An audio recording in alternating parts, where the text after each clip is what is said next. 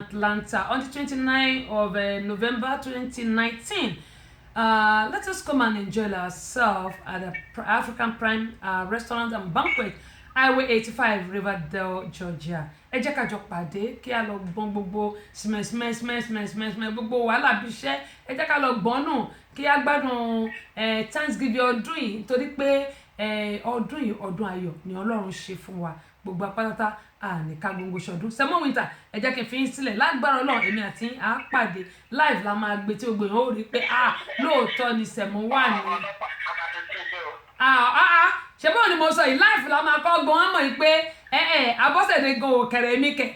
sọ̀díwùkẹ́ ní sọ̀díwùkẹ́ kó wá jó Semo ẹ máa jó ó tẹ̀sí lè jẹ́ pé Semo Winter ò ṣe jẹ́ ẹ jẹ́ fi ilẹ̀ jàre ẹ ṣe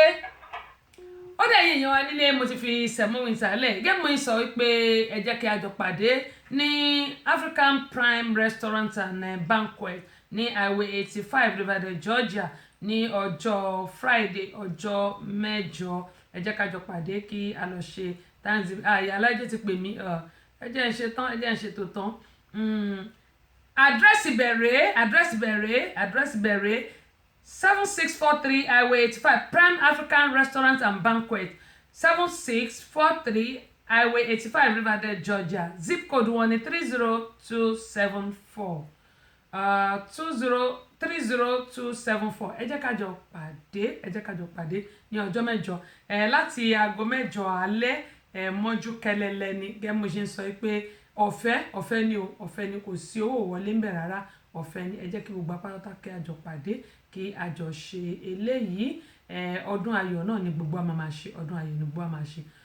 orin Semo ní ẹ jẹ́ agbọ́n rẹ̀.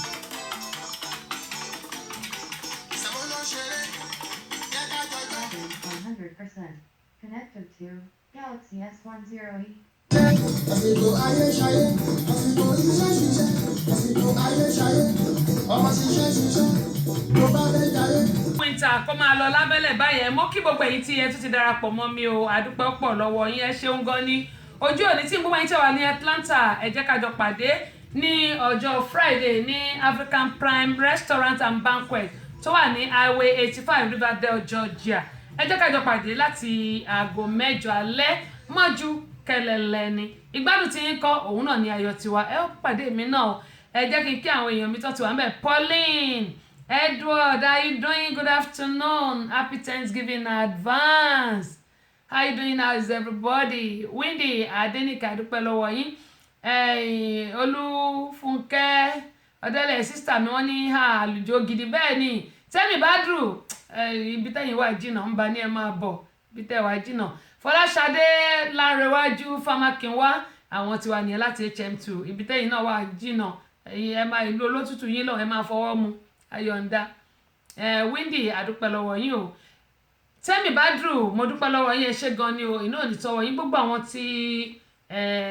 wọ́n ti fún mi ní owó CD tiwọn mo dúpẹ́ mo dúpẹ́ pé òkun o lágbára Ọlọ́run gbogbo ilé tí CD mi wà ó dilé owó ó dilé ọlá ó dilé àlàáfíà ó dilé ayọ̀ gbogbo yín ẹ̀ ní wọ́wọ́ tì bẹ́ẹ̀ ṣe ń dùn mí nínú ọba aláwòrán àbí yóò bá mi dùn yín nínú o mo dúpẹ́ mo mọ̀ lórí o ẹ ṣé gan ni ẹ ṣeun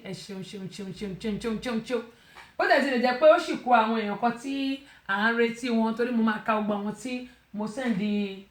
tí mo gba àdírẹ́sì ilé wọn tí wọ́n sẹ́ndì àdírẹ́sì wọn sí mi tí mo á mèlì CD mo dúpẹ́ lọ́wọ́ yín ẹ ṣeun gan ni bẹ́ẹ̀ ṣe dùn mí nínú ọlọ́wà mi dùn yín nínú. bákan náà mo ní bẹ́yẹ bá ṣe lọ ní Abọ́sẹ̀dé ṣe ń sọ̀kọ́ ẹ̀ wọ́n ní yín ní kẹ́ni kó lè ṣe míì gbogbo ẹ̀yin tẹ́ wà nílùú Amẹ́ríkà bí tẹ́ fẹ́ ra CD wa $10 ní o $10 ní ẹ jẹ́ kí n kọ́ dúpẹ́ lọ́wọ́ àwọn tí wọ́n fún alẹ́ bó tẹ̀ lè jẹ́ pé àfi ìbéèrè síta lónìí Evangelist Fúnmi Àràgbáyé màmá wa ààrẹ fún gbogbo àwọn olórin ẹ̀mí nílùú Nàìjíríà JP ni wọ́n àdúpẹ́ lọ́wọ́ Ọláìtàn Enterprises àwọn náà wọ́n ń tẹ̀sí mi lẹ́gbẹ̀ẹ́ bàmí ìṣẹ̀ráyè ka nǹkan tán kọ àfìgbà tán sọ pé kí n bá wọn kí Sẹ̀mú lẹ́ẹ̀kan Bukky Enterprises àdúpẹ́ lọ́wọ́ Iyèbèjì Ìdòwú àdúpẹ́ lọ́wọ́ Alhaji Wasiu Ìṣọlọ́jẹ́ládé gbà lórí Ọlọ́run nìkan ìlú ṣáṣá nílùú Ìbàdàn àdúpẹ́ lọ́wọ́ wọn Ọlátúbọ̀sún Ọládàpọ̀ bàbá aka Òdìdẹrẹ́ àdúpẹ́ lọ́wọ́ wọn Sèmítọ́pẹ́ tó gèlè ọjà òjé ni àwọn wà nílùú Ìbàdàn àdúpẹ́ lọ́wọ́ wọn dókítà Báyọ̀nlé asọ̀rọ̀ gbogbo tẹ̀fẹ̀ ti mọ̀ràn bọ́ba gún àtúnbà lọ́wọ́ adúpẹ́ lọ́wọ́ èmi náà mo dúpẹ́ lọ́wọ́ èmi náà àtẹ̀ránṣẹ́ yín wọlé o àwọn náà tán lélẹ̀. Bákan náà àwọn ibi tí ẹ ti lè rí ọjà rírà rèé àwọn ọṣẹ tí a ṣe ìyálájé ẹjẹ ń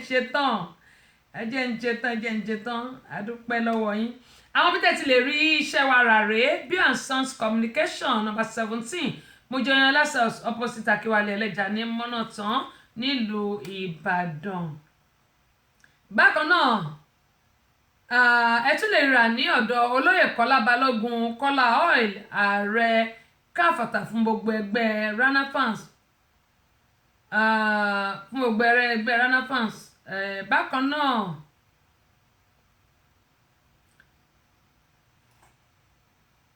àwọn wà ní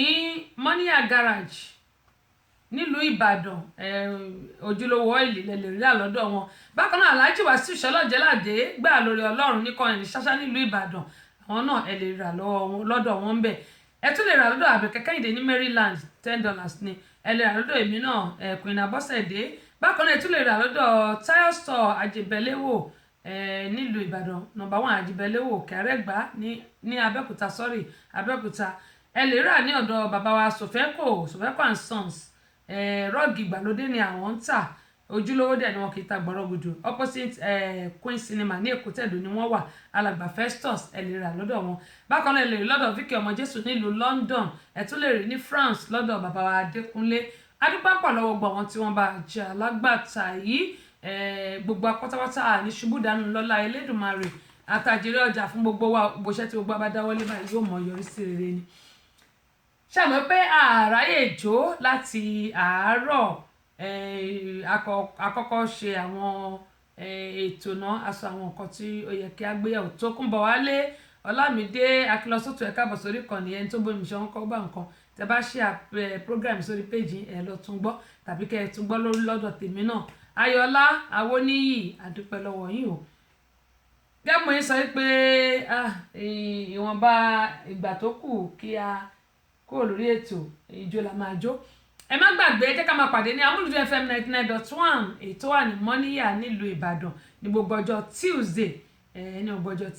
ní aago 9 alẹ́ kọjá ìṣẹ́jú 3 yóò jẹ́ aago 3 lọ́dọ̀ wa ń bí kọjá ìṣẹ́jú 3 torí aago wa ó ti yí padà. Bákan náà ni mo dúpẹ́ lọ́wọ́ ọmọọba Ògo Àlàó ládùúgbò mi fún ìpọ́nrere àwo orin mi mo dúpẹ́ lọ́wọ́ wọn o. Ní Kàmọ̀lé mo dúpẹ́ lọ́wọ́ àwọn owó àwọn tó ń tẹ àwo orin mi olórí Ọláníyàn gbogbo yín mo dúpẹ́ lọ́wọ́ mi ò morúkọ gbogbo wọn tán. Amúlùdùn lápapọ̀ mo dúpẹ́ pé òkun lọ́wọ́ yín bó tẹ̀ tilẹ̀ jẹ́ pé èmi náà jẹ́ ọ̀kan lára wọn ṣùgbọ́n ẹ jẹ́ n dúpẹ́ nítorí pé àǹfààní tí wọ́n fún mi kékeré kọ́ mo dúpẹ́ lọ́wọ́ gbogbo àwọn òṣìṣẹ́ Amúlùdùn FM àti ọ̀gá wa Olúṣọlá Adéwálé mo dúpẹ́ pọ̀ lọ́wọ́ wọn. Bákan náà ni mo dúpẹ́ lọ́wọ́ ọ̀gá àgbà pátátá Muhammadu Bello ní ọba Adébímpé àwọn ni ọ̀gá àgbà pátápátá fún gbogbo rédíò Nàìjíríà káfàtà mo dúpẹ́ lọ́wọ́ wọn. Mo sì dúpẹ́ lọ́wọ́ ọ̀gá mi tó jẹ́ igi lẹ́yìn ọgbà mi tó sì jẹ́ alátìlẹyìn bàbá Gbàdẹ́fọ̀n ìyẹn dókítà Báyọ̀nlé asọ̀rọ̀ gbogbo tẹ̀fẹ̀ tí mọ̀ràn gẹ́gẹ́ mo máa ń sọ bàbá mi ni ẹ̀gbọ́n mi ni ọ̀rẹ́ mi ni àbúrò mi ni gbogbo ẹni mo dúpẹ́ pọ̀ lọ́wọ́ wọn ṣeun gan ni fún àtìlẹyìn. Yóò dáa kò ní bàjẹ́ orí lọ́lọ́run fún wọn ṣe wọn ní padà dèrò ẹ̀yìn láṣẹ Elédùmarè. Gbogbo àwọn tó dẹ̀ ń fẹ́ mi tó ń fẹ́ re mi gbogbo yín pátá àtẹ̀yìn tẹ́lẹ̀ ṣe kẹ́ máa wo ètò mi mo dúpẹ́ lọ́wọ́ ojú tẹ́ fi wò mí júnà ní fọ́ o láfíàánú yóò ní ìdí kò ní di tẹ́ mọ̀ náwó lé lórí lágbọ́rọ̀ Ọlọ́run ẹ wò ẹ ní rìnàwó òde o ẹ sì ní rògùn gbàmígbàmí ẹ wà ní irin gba máìlì nínú yàrá orí bẹ́ẹ̀ Fẹ́mi Abọ́sẹ̀dé náà láṣẹ Elédùmarè. 3 ọ̀sán ó kọjá ìṣẹ́jú 3 ni gẹ́gẹ́ bí mo sọ pé aago á ti yí padà ẹ jẹ́ kí n àjọ pàdé níjọ́ Tuesday eléyìí náà ni a ó máa fi ṣèlọ́gbà àwọn tí wọ́n bá dẹ̀ ti darapọ̀ mọ́ a jẹ́ pé ó tún di ọjọ́ Tuesday lórí Amúlùdùn FM 99.1 tó wà ní Mọ́níyà nílùú Ìbàdàn mo dúpẹ́ pọ̀ lọ́wọ́ gbogbo yín o lágbára Ọlọ́run ọdún ayọ̀ la máa ṣe o ojú gbogbo yóò mọ̀ ọ́rọ́dún happy Thanksgiving to all of you out there. Mo mọ̀ pé a máa pàdé ìjọ Thanksgiving ìjọ Thanksgiving yẹn ó ṣe sọ pé mi náà máa gbé ọdún jáde ni ṣùgbọ́n ẹ jẹ́ a máa wò ná torí ó lè jẹ́ pé ibi tá a bá lọ náà láti ṣètò gbogbo apátá àrí dààmú láṣẹ Elédùmarè ọdún yìí ní fi pìtàn wípé gbogbo nǹkan tó dẹ̀ kí n ṣe kinní kan ọdún yìí ìtàn rẹ̀ la máa pa nínú ẹ̀ gbogbo ohun rere tó yẹ ká ti ṣe tí a ti ṣe lágbára Ọlọ́run ní ìtókọ̀ ọdún kó parí a ó ṣe láṣẹ Elédùmarè iwájúwájú ní òpẹ́ ibi tí gbogbo yóò máa rẹ̀ sí òpin Abọ́sẹ̀dé yín náà rèé Ìyálóde Amúlùdùn àti ambassador rédíò Amúlùdùn yín náà ní ọbọ̀bìnrin olùṣètò ìyá agbáṣàga ìyá ẹgbẹ́lẹ̀kẹ̀lẹ̀ èlò ní mi ò fi ń sínú ìbànújẹ́ mi ò ní bá gbé nínú ìbànújẹ́ ẹ má yẹ ká gbàgbé níjọ́ Friday African Prime Restaurant and Banquet tó wà ní 85 Riverdale ẹ jẹ́ ká jọ pàdé ní ọjọ́ Jímọ̀ ṣùgbọ́n ọjọ́ Thursday náà ni Thanksgiving gbogbo wa ọdún ayé lámọ̀ṣọ́ ojú ayé ò mọ̀ ọrọ̀dún a ò ní dààmú ayọ̀ àti àlàáfíà ní gbogbo apátápátá la máa fi pàdé I love every one of you out there ojú yín tẹ́ fi wò mí kò ní fọ́ kò ní di nǹkan tẹ́ mọ̀ náà. That's it, yo. Òkú ní máa rí